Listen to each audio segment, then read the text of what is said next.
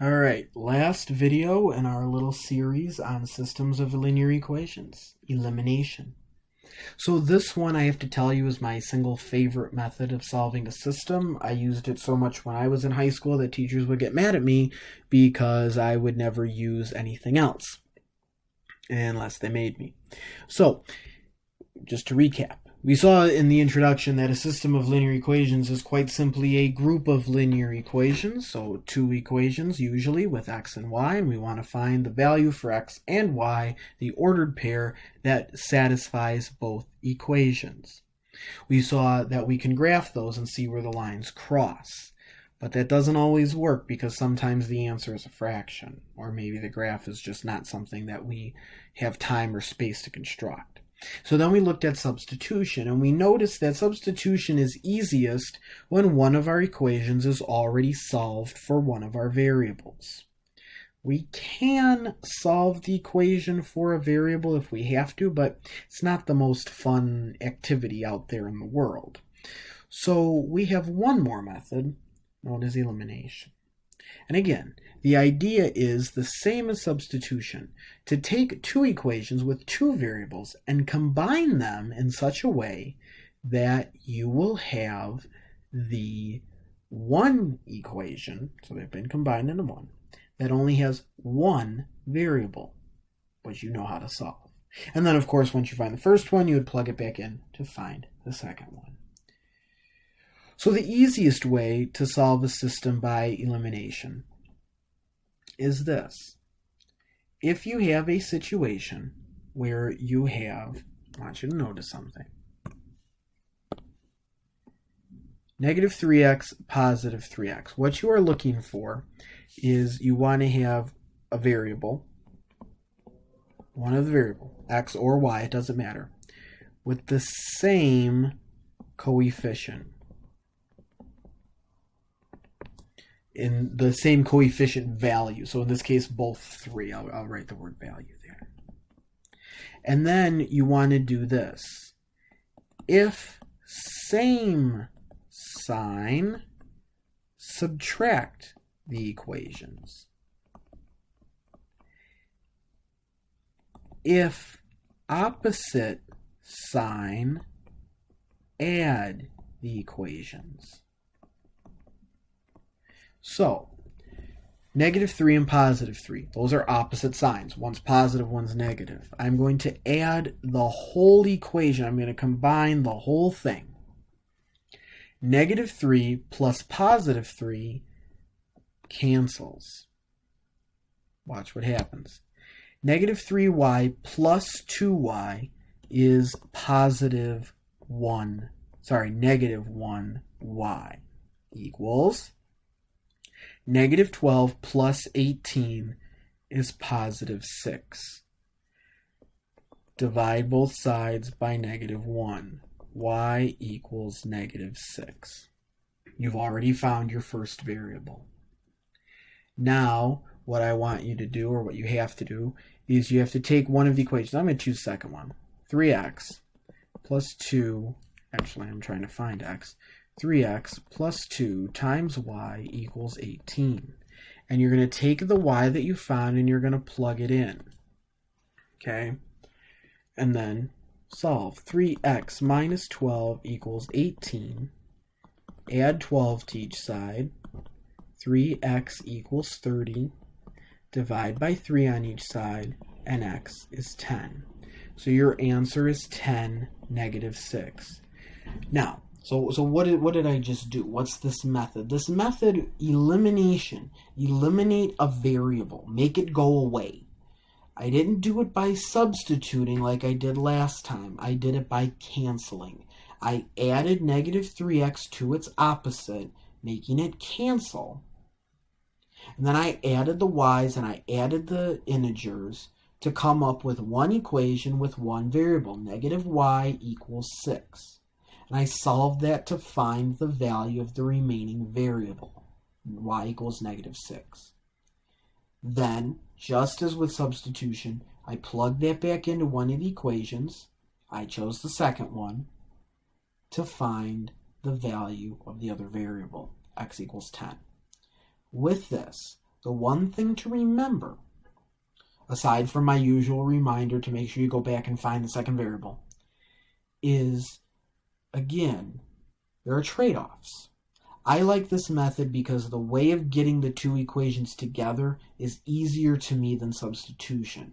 The trade-off is that finding the second variable is not as easy because we don't have one equation just set up, in this case, to be x equals. In the other case, getting the two equations together is a little bit more difficult, but finding the second variable is easier. So that's the trade-off here. All right, this one, actually I'm going to go and grab our instructions from the last time, just so we can keep them with us.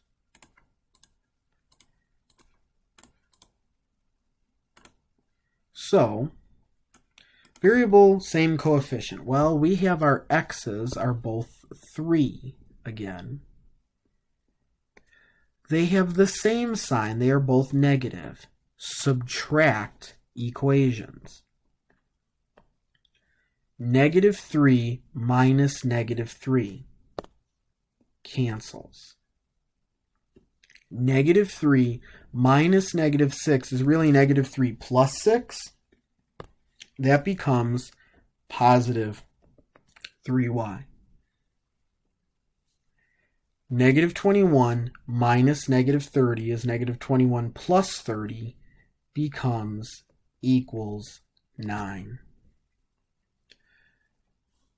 Divide both sides by 3, y equals 3. Pick an equation. I'll take the first one. -3 x minus 3 times y equals -21. I have found y to be 3. -3x minus 9 equals -21. Add 9 to each side. -3x equals -12. Divide by -3 on each side. X equals 4. So the answer, the ordered pair here, is 4, 3. Now, there are a couple other ways to approach this. Sometimes people will just go ahead and switch all the signs in the bottom equation, because that's basically what we did, and add them. Sometimes people will actually write out -3x minus -3x. That way they don't get messed up at the double negatives. That's a choice. You can do it however you like. All right. This one's not as nice. This one's not as nice because what do you notice? Neither x nor y have the same coefficient. So we have to add to our steps here. We have to add a step that says, if needed, multiply one or both equations. So the variables have the same coefficient. So you got to make a decision here. What's going to be easiest? Well, I always think it's easiest if you just multiply one equation. So I know I can't make 7 into 8. I can't make 8 into 7. But I can make 7 into 14. So I'm going to do that. I'm going to multiply the bottom equation by 2, and I am allowed to do that. I'm going to suggest that you copy the equation you don't multiply, if there is one that you don't multiply, over to the right so we can line it up. 2 times 7x is 14x. 2 times 7y is positive 14y equals 2 times negative 14 is negative 28. And the way that I do this when I do it is I always make sure that the one that I'm multiplying to make match, in this case the y's, have opposite signs. So that way I can add negative 14 plus 14 and it will go away. 8 plus 14 is 22x, cancels, equals 6 and negative 28 make negative 22. I'm going to divide both sides by positive 22, and x equals negative 1. Now I need to go and find y. Before I do that, I'm going to make a suggestion. Don't use the one that you multiplied. Use the original. The numbers are smaller and easier to work with. I'm going to use the second equation. And again, I hope that you have seen by now you can use either equation. It doesn't matter. 7 times x, which is negative 1, plus 7y equals negative 14. So that would be negative 7 plus 7y equals negative 14. Add 7 to each side. 7y equals negative 7. Divide by 7, and y is also negative 1. So your answer here is going to be negative 1, negative 1. All right?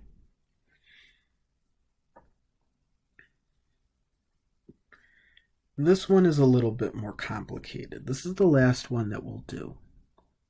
Actually, this is the second to last one we'll do. This one is a little bit more complicated because I can't make 3 into 4 and I can't make 6 into 7. So I have to multiply both equations here. So I have to pick a number. I'm going to pick 12. 3 and 4 both go into 12, and that's a lot smaller than 42, which is the earliest number that 6 and 7 both have in common. I'm going to multiply the top equation by 3 because 3 times 4 is 12. So I get 3 times negative 4 is negative 12x, plus 3 times 6 is 18y, equals 3 times 18 is going to be 54. Now, with this, the second one, I noticed that 3 and 4x both had the same sign to begin with. I'm actually going to multiply the bottom one by negative 4, because 4 times 3 is 12. But if I make it negative 4, that's going to flip the signs so that I would get positive 12x, negative 28y, and negative 84. Why is that important? Well, most of us will make less mistakes when we add than when we subtract because of the whole double negative thing. So I like making it, if I have to multiply equations, I like making it so that the variable that I'm choosing to get rid of, the two pieces will always have opposite signs and I can just add them together, which is what I'm going to do here. Negative 12 plus positive 12x cancels. 18 plus negative 28 makes negative 10y equals 54 plus negative 84 makes negative 30. Divide both sides by negative 10. Y equals negative 3. Choose an equation. I'm going to choose the first one. I'm going to take negative 4 times x plus 6 times y, which is negative 3, equals 18. Negative 4x minus 18 equals 18. Add 18 to each side. I get negative 4x equals 36. Divide both sides by negative 4, and x is negative 9. So the answer to this system, the solution to this system, is going to be negative 9, negative 3. Right? So if you have to multiply both, that's fine. You can do that. It is a little bit more work. All right. The last one. Well, this one is actually a lot easier than it seems because I can substitute. Didn't expect that, did you? So the last thing I want to talk about is recognizing when I should, if I'm giving an option, when should you pick solution by substitution or solution by elimination. So like I had said before, you do have a choice, right? Your choices when to solve with one method versus the other are sometimes going to be dictated by your teacher or the problem. You know, let's say you're handed a graph with two equations. Well, you're going to use graphing in that case. Or you're told solve these 3 problems using graphing, solve these 4 problems using substitution, or whatever the case may be. But a number of times you will have a choice.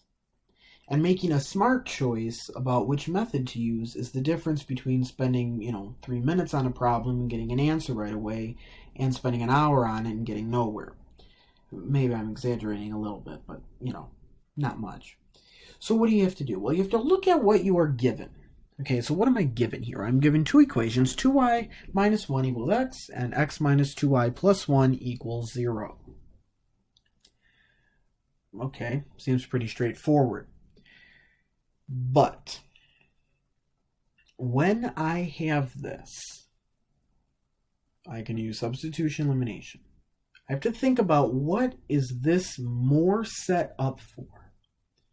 Well, let's think about the 2 methods. If I wanted to eliminate, which it says on the top of the slide here, I would have to somehow line up the 2 equations so that I would have y lined up and x lined up, and then add or subtract the equations together. I could do that. I would involve moving the x to the left side and the 1 to the right side on the first equation, and moving the 1 to the right side on the second equation, and then possibly multiplying, and then combining equations, and then solving. Or, if I wanted to use substitution, I could notice that the first equation is already solved for x, which means if this is already solved for x, wherever I see x in the second equation, 2y minus 1 can go.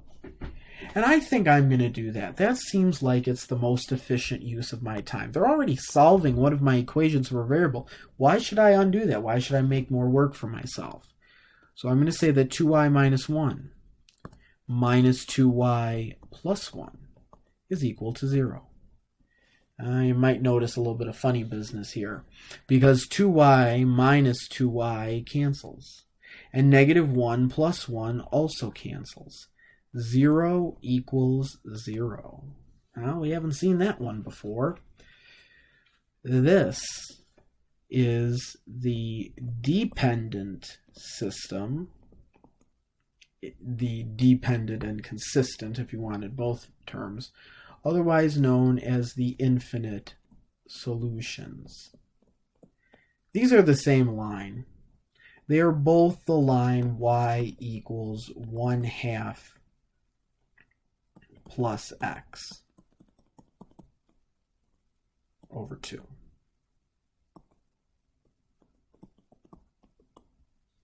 Or y equals 1/2 x plus 1/2. So they are identical. That means they share all points. They're dependent on each other. There are infinite solutions here.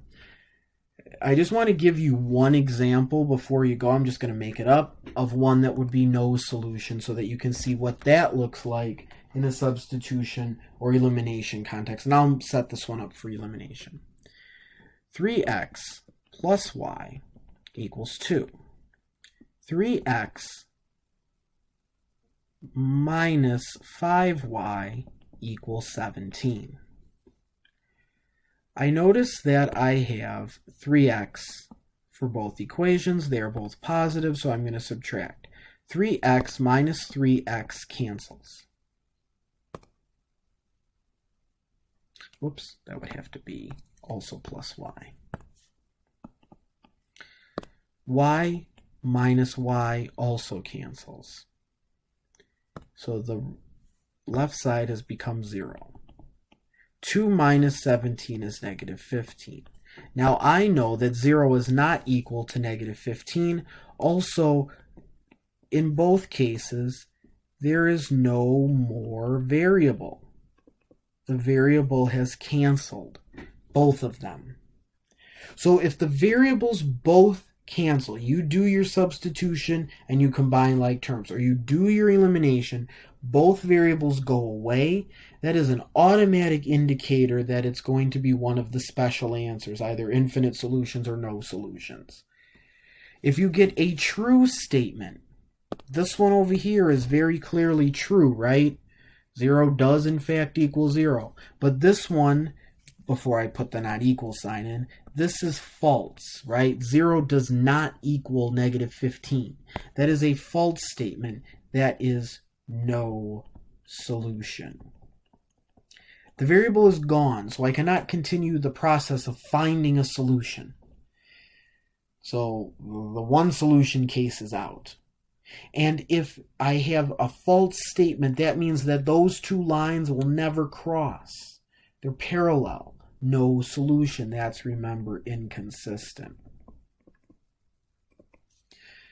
In the other case, the one that was given to us with the true statement 0 equals 0, think about it this way also. Remember, I said that infinite solutions mean they're the same line. So if I try to combine them, I try to subtract them from each other or whatever, they're all going to go away because everything in those equations is the same.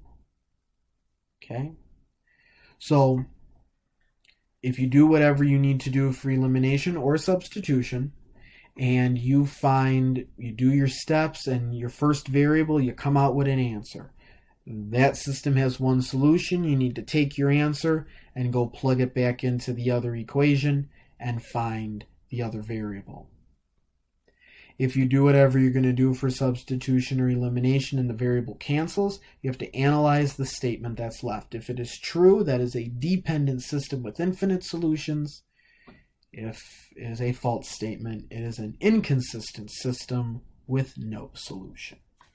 All right, thanks for watching our videos on solving systems of linear equations. See you next time.